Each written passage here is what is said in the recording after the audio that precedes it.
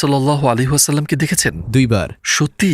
আলহামদুলিল্লাহ। এবং আমার স্বপ্নে আমি বালির উপর হাঁটছিলাম একটা বাতাসের বয়ে চলা পথে, যেখানে আমার উপর শুধু পাথর ছিল। আমি আমার হাঁটুর নিচে তাকালাম এবং একটা পদচিহ্ন দেখলাম। কত আশ্চর্যজনক যে পাথরের মধ্যে একটা পদচিহ্ন আছে। এবং আমি স্বপ্নের মধ্যে জোরে জোরে বললাম, এটা এখানে কেন? কার পদচিহ্ন এটি? এবং আমি পেছন থেকে একটা কণ্ঠ শুনলাম, এটা তোমার পিতা ইব্রাহিমের পদচিহ্ন।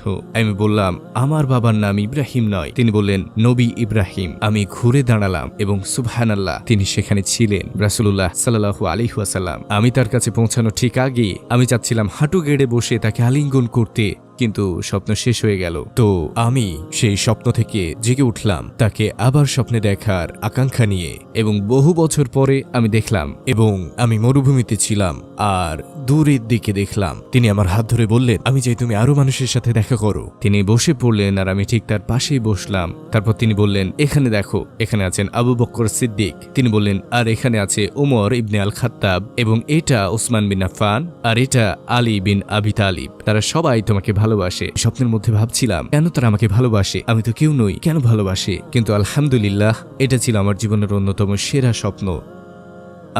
আমি আপনাকে ভালোবাসি হে রাসূলুল্লাহ, আমি আপনাকে ভালোবাসি। ভাই আলী, আপনাকে ধন্যবাদ আপনার গল্প শেয়ার করার জন্য। আমরা অনেক কিছু শিখেছি এবং আপনার দ্বারা সত্যি অনুপ্রাণিত হয়েছি। জাযাকাল্লাহ। আল্লাহ আপনাকে পুরস্কৃত করুন সকল দিনই প্রচেষ্টার জন্য। ওয়া ইয়াক আমিন। আমন্ত্রণের জন্য ধন্যবাদ, এটা সম্মানের।